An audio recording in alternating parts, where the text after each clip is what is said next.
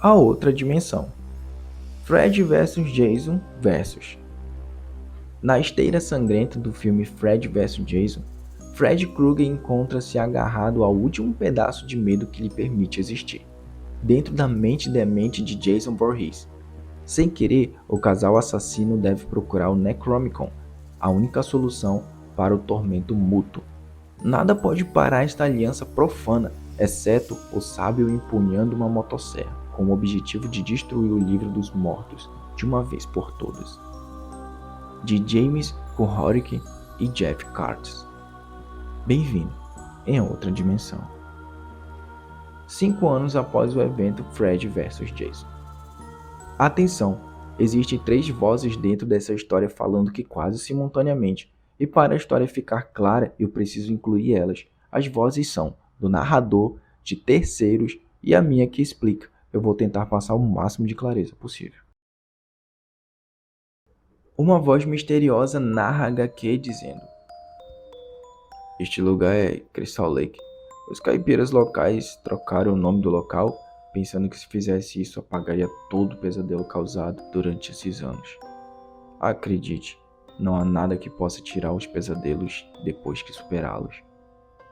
No entanto, eles fizeram o possível para escondê-los, fazendo novas estradas, condomínios à beira do lago, enfim, e até um Super Ultra Smart do tamanho de um armazém. Fizeram isso para maquiar, para que esquecessem o sangue que um dia foi derramado. Veja, Crystal Lake é um berço de um mal tão sujo que até os mortos-vivos geram uma corrida pelo dinheiro. E logo na rua o pior pesadelo foi sonhado. Jason Voorhees, imparável, imbatível e anti-higiênico também. E Fred Krueger, matador de crianças, psicopata, que tem a sua, entre aspas, vida amaldiçoada pela ira e pesadelos. E foi aqui, nesse pequeno acampamento, que esses 2 horrores hackers encontraram seus finais sangrentos. Mas não antes de deixarem Crystal Lake e Springwood em decadentes pesadelos e cenas brutais com cicatrizes. Algum tempo depois, os 2 únicos sobreviventes do evento Fred vs Jason do filme de 2003 estão voltando ao local do massacre. Eu fico pensando, que tipo de idiotas ainda ficam indo para um acampamento onde os 2 sanguinários habitaram? A moça abalada com tudo isso, querendo que seu namorado lhe entenda, mas ele só diz que isso é uma péssima ideia. Em seguida, ele diz que lhe entende e pede desculpa. Ian diz que a ama. Ela olha pela janela e diz que parece ser errado eles voltarem ao local onde aconteceu o massacre, mas precisa ter certeza que esteja tudo bem. Ela diz que talvez Fred e Jason possam estar vivos. Eles voltam, mesmo seu namorado dizendo que é uma má ideia. Ele diz para que eles acabem logo com isso, que precisa estar na estrada antes que anoiteça. Ela respira fundo e ele dá um abraço na sua amada. E ela diz que isso parece ser loucura, mas ela precisa parar de ter pesadelos com isso. Ela diz que faz dias que não dorme bem. Ela abraça forte e diz que foi um vínculo deles que manteve eles vivos. Ele se afasta e vai conferir a famosa cabana onde os 2 duelaram, e mais à frente ela vê uma árvore que estava com sangue fresco. Ela se assusta, diz o nome de Jason.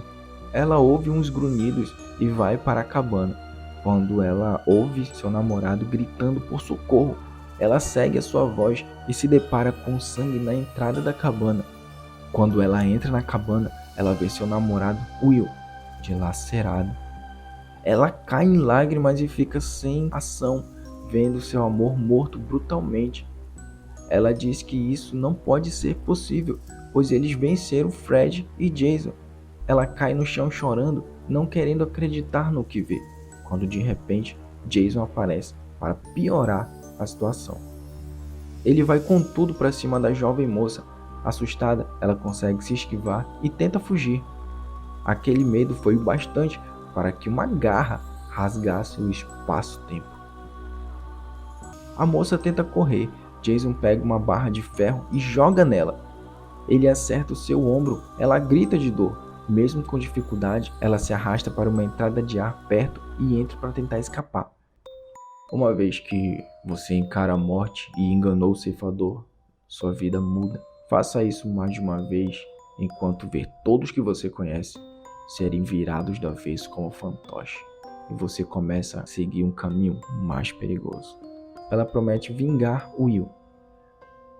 Aí você pensa, por que eu? Por que só eu fui poupado e mais ninguém? Por que fui eu o escolhido para reviver horrores atuais? Você foi escolhido para ser o herói e salvar o dia? Ela diz, eu realmente tenho pena de você. Tenho pena porque aquelas criancinhas sádicas e conselheiros irresponsáveis fizeram com você. Mas você continua matando sem parar. Quando vai ser o suficiente, Jason? Quando será o suficiente, seu filho da... E como toda história que existe um escolhido como herói, você começa a acreditar em você. Talvez você consiga, por que não? Talvez você seja especial. Aquele que vai ao fundo em acreditar firme na sua justiça. Talvez você seja o 1 entre 1 milhão. Ela diz que precisa terminar com isso antes que ele termine com todos, se nós sobrevivermos, porque foi o nosso destino. Mas enquanto ela desce, o assassino aparece novamente na sua frente. Desculpa, garota. Jason, com um facão, acerta o rosto dela no meio. Ela ainda consegue olhar o assassino nos poucos minutos de vida. Mas no final você não pode fugir do destino que já era esperado. Mas para o bem ou para o mal, quem foi escolhido fui eu. E eu sei que não estou perdendo tempo fazendo com que as pessoas acreditem nisso. Na página seguinte, vemos a rede de comércio de Crystal Lake, Forest Green, em ação. Uns jovens tiram onda e brincam com o supervisor mandão. Eles até colam um papel nas costas dele, insinuando... falando do seu órgão pequeno. Como de costume, o fogo da juventude nunca acaba, e Jason fez 2 vítimas que escolheram um péssimo local para tentar apagar. No final, eles que foram apagados. Mas toda vez que Jason botava medo nas pessoas, mais Fred ficava forte, assim como foi mostrado no filme. Mas não o suficiente para enfrentar Jason. Então Fred apelava, aparecendo para ele e perturbando Jason. Fred, como um debochador, tentava atingir Jason de todo jeito. Ele lhe trazia as lembranças, ou melhor, os pesadelos de sua infância. Mas a gota d'água foi o insano Fred aparecendo fazendo amor, para não falar outra coisa, com a tão amada mãe de Jason. Fred começa a usar palavras de baixo calão no ato. Ele dizia que Pamela precisava ser feliz e que Jason merece um bom pai. Pamela falava para Jason que o futuro papai Fred pode dar uma vida boa para ele. Ela continua dizendo para ele ir até a antiga casa deles e encontrar um livro que está enterrado na adega, Necronomicon, o livro dos mortos, escrito com sangue. Ele dará a você a chance de se livrar de Fred de uma vez por todas e assim voltar a brincar com os Camp Kids, como sempre sonhou. Ela continua dizendo, você quer isso, não quer, Jason? Então vá, Jason, encontre o Necronomicon e liberte Fred de sua cabeça e se dê uma segunda chance. Aí que eu entro. É claro que eu não tinha ideia que 2 assassinos lendários estavam no meu futuro imediato. Inferno.